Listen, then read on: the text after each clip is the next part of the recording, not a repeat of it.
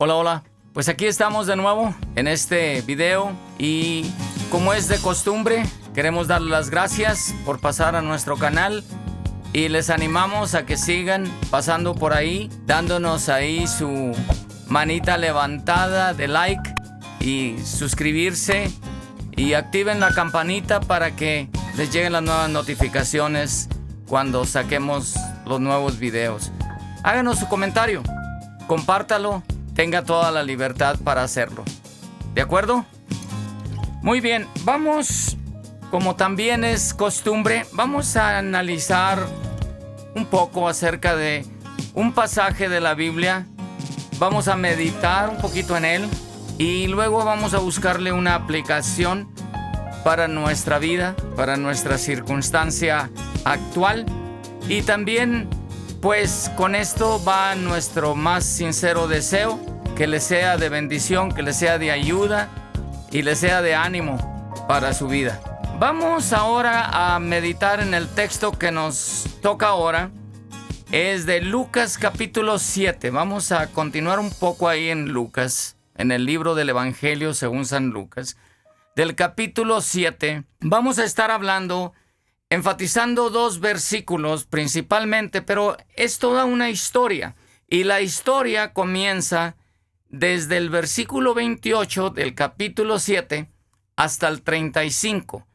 Es una historia para agarrar un contexto que ahí se las voy a dejar de tarea para que lo lean. No lo vamos a estar leyendo todo, nada más vamos a platicarlo a manera de historia y para hacerlo más ameno este video. ¿De acuerdo? Dice así, en el versículo 28, dice: os digo que entre los nacidos de mujer no hay mayor profeta que Juan el Bautista, está hablando. Pero el más pequeño en el reino de Dios es mayor que él. Aquí les voy a platicar la historia antes de entrar en el versículo 35, que es el que vamos a ver a manera de conclusión. Pero aquí lo que está pasando es Jesús estaba sanando y haciendo milagros por diferentes partes y llegan los mensajeros de Juan el Bautista. Juan el Bautista había venido antes que Jesús y había sido profetizado que iba a venir él para preparar el camino para Jesús. Hay todo un montón de profecías acerca de esto, ¿verdad? Entonces, Juan el Bautista escucha que anda sanando, que anda haciendo milagros y todo esto, y le manda a unos embajadores, le manda a unos de sus discípulos, vayan y pregúntenle a Jesús si es él el que estábamos esperando o si esperamos algún otro. Esta era la pregunta que los discípulos de Juan el Bautista iban a hacerle a Jesús. Fueron, lo encontraron a Jesús y le preguntaron. Y en este momento, cuando le hacen la pregunta a Jesús, Jesús comienza a hacer milagros enfrente de ellos y a sanar todo tipo de enfermos y a darles la vista a los ciegos y todo. Y luego les contesta y les dice: vayan y digan a Juan lo que han visto y oído que hice aquí.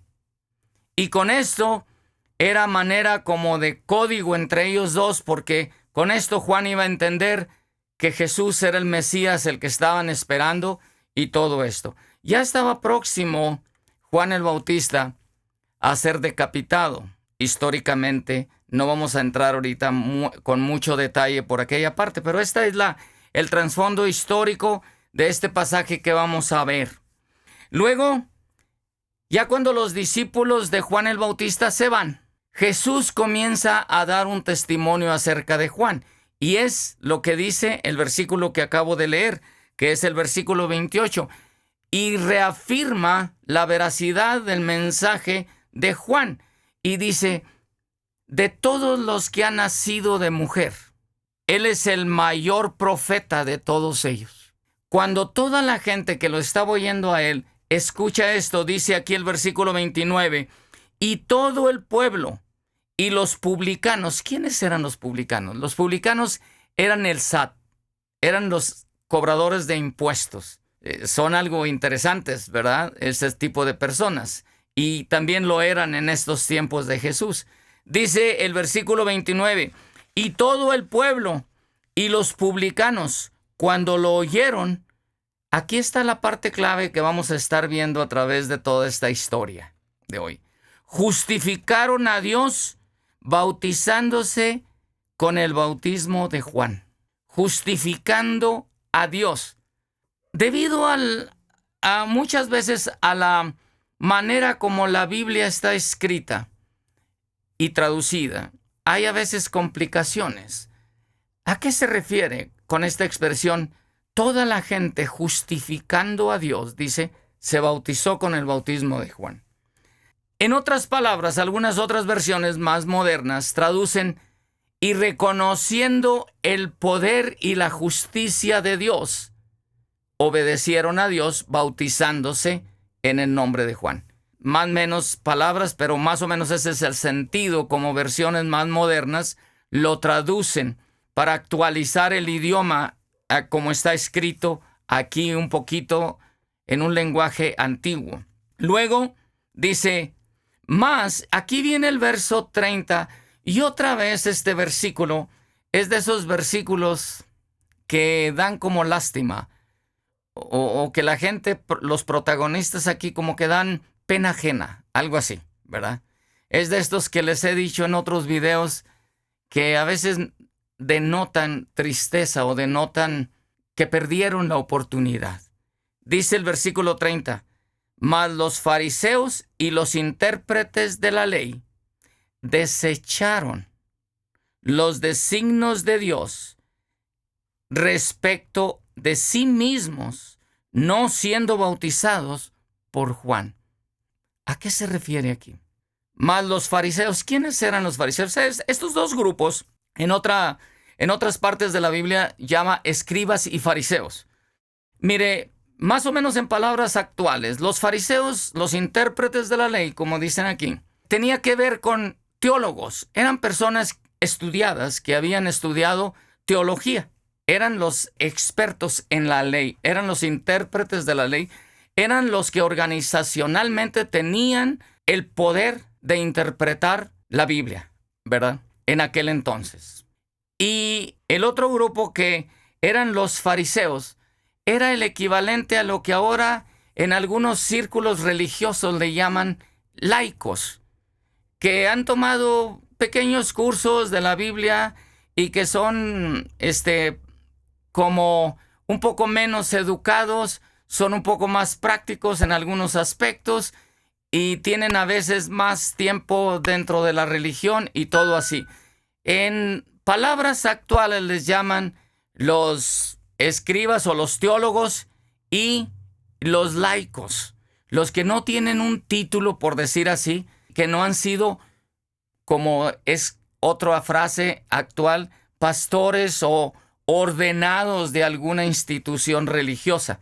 Son los laicos. Aquí es la misma diferencia. Fariseos eran los laicos o no ordenados de una institución teológica, y los escribas o intérpretes de la ley eran los ordenados de una institución que constaba que habían tenido ciertos estudios teológicos, ¿verdad? Aclarando esto, queda así. Dice, mas los fariseos y los intérpretes de la ley desecharon. ¡Qué lástima! ¿Cómo es posible? ¿Cómo es posible que teniendo enfrente de ti no uno o dos milagros, muchos milagros, se rehúsen a creer, reaccionen, diciendo una sarta de cosas desde que lo hacía en el nombre del diablo, que estaba poseído y quién sabe qué tantas cosas? Pero dice el texto aquí, el narrador de la escritura dice, pero estos dos grupos religiosos, que se supone que eran los que deberían de saber si él era el Mesías o no, en base a las señales que hacía Jesús, dice, desecharon, y me gusta como dice aquí los designios de Dios respecto de sí mismos o para sí mismos. No siendo bautizados por Juan, rehusaron la enseñanza de Juan el Bautista. Dice, desecharon la enseñanza de Jesús. Ahora, las personas no religiosas, todo el pueblo que estaba ahí y los publicanos, oyendo lo que Jesús estaba diciendo, inmediatamente reconocieron la justicia y el poder de Dios y obedeciendo se fueron donde Juan estaba bautizando para ser bautizados y fueron obedientes a lo que Jesús estaba diciendo. Los fariseos, los maestros de la ley, como dice aquí, rehusaron someterse al bautismo de Juan y así rechazaron el programa de Dios para su bienestar. De hecho, era imposible complacer a esta generación, que eran los líderes espirituales. Jesús les dice más adelante, ¿a qué pues compararé a estos hombres? Esta generación, ¿a qué serán semejantes? Dice en el versículo 31. Jesús los comparó con niños jugando en el mercado. No querían tocar ni bailar. Si era en una boda o si era en una fiesta, no querían bailar. Y no querían, si era un servicio fúnebre, tampoco querían participar. El caso es, eran perversos, caprichosos, impredecibles, reaccionarios. No importa qué ministerio usó Dios entre ellos, se ofendieron. ¿Por qué? Ellos criticaban a Juan el Bautista. Juan el Bautista les había dado un ejemplo de austeridad, escepticismo, abnegación. No les gustó y lo criticaron porque, según ellos, estaba poseído por demonios. Ahora, déjenme darles un trasfondo más o menos de la vestimenta y el estilo de vida de Juan el Bautista. Juan el Bautista vivía en el desierto. Vivía una vida muy, muy austera. Dice que comía miel silvestre y la cosa más simple que había ahí. Y luego vestía con piel de camello. Traía un outlook ahí medio old fashion, como dicen ahora los jóvenes, ¿verdad? Se vestía con una piel de camello, ¿verdad? La había medio curtido o algo así y con eso se vestía. Era una especie de mal visto, o quizás se miraba, tenía una vista, un look así como indigente o algo por el estilo. Pero no era la persona distinguida que vestía zapatos, pantalones o ropas finas o algo. Y Jesús les dice así, y es lo que Jesús les reclama. Entonces Juan el Bautista vino y les dio ejemplo de austeridad y les dio ejemplo de ascetismo, de abnegación, y también lo criticaron porque decían tiene demonios. Después vino Jesús, el Hijo de Dios, el Hijo del Hombre, que comió y bebió con publicanos y pecadores, es decir, se identificó con todos ellos y se metía por todas partes a comer con ellos y todo, y lo criticaban también porque lo acusaron de ser un comelón, un bebedor, y que se juntaba con publicanos, los que cobraban impuestos, y que se juntaba con un montón de gente indeseable desde su perspectiva de ellos. Entonces, Jesús les dice, ¿pero qué vamos a hacer? ¿Con quiénes los vamos a comparar? Los compara con estos niños que no les das gusto de nada. Qué triste que perdieron la oportunidad. ¿Por qué?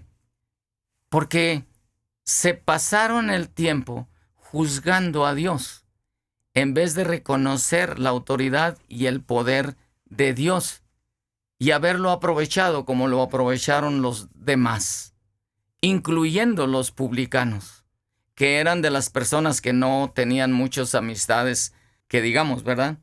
Llegamos al versículo 35 y aquí vamos a ir cerrando esta historia.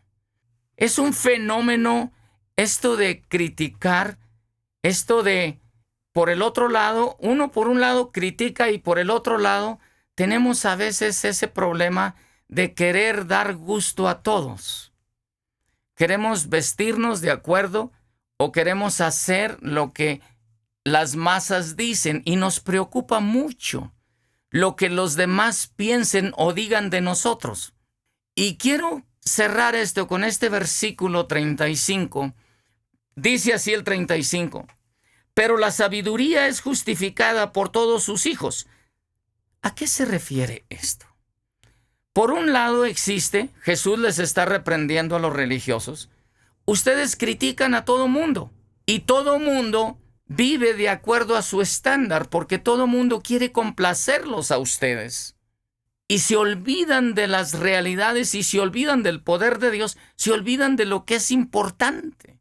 En vez de andar agradando a la gente, Jesús le está diciendo, agraden a Dios.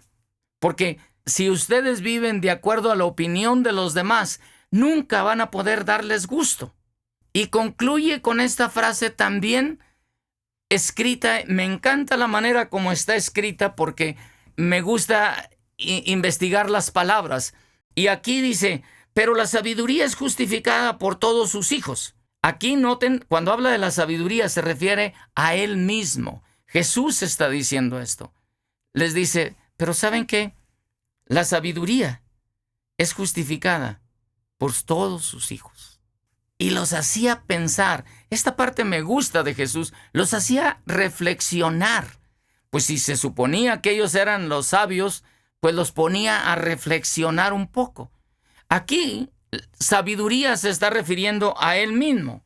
La pequeña minoría de discípulos que lo honran o que lo estaban honrando ahí, los que fueron y se bautizaron, honraban la sabiduría, aunque la masa del pueblo lo rechazaba.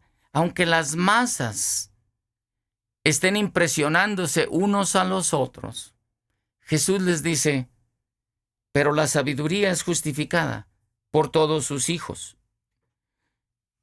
Sus verdaderos seguidores reivindicarán sus afirmaciones con un ejemplo de vida, de santidad y devoción. Jesús les dice, miren, la cosa aquí es que ustedes se van a dar cuenta por todos estos gentes que han reconocido a Dios y han obedecido a Dios, bautizándose, siguiéndole a Él, viviendo una vida de amor, de santidad, de devoción a Dios, en vez de andarse preocupando por quedar bien con todo mundo, ellos están concentrados en quedar bien con Dios.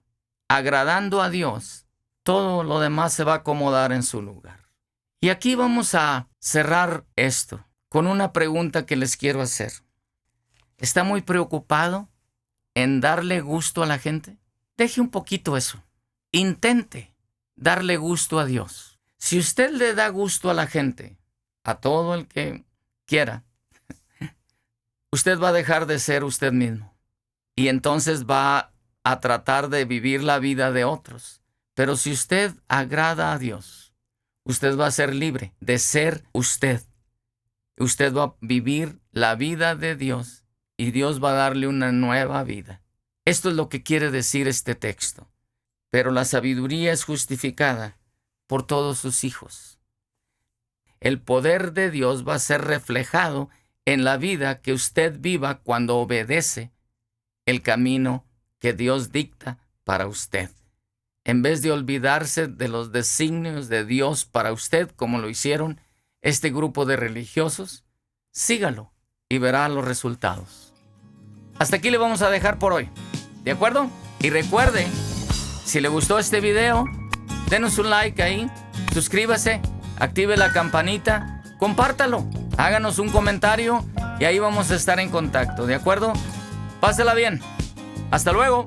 Bye. Nos vemos el próximo video.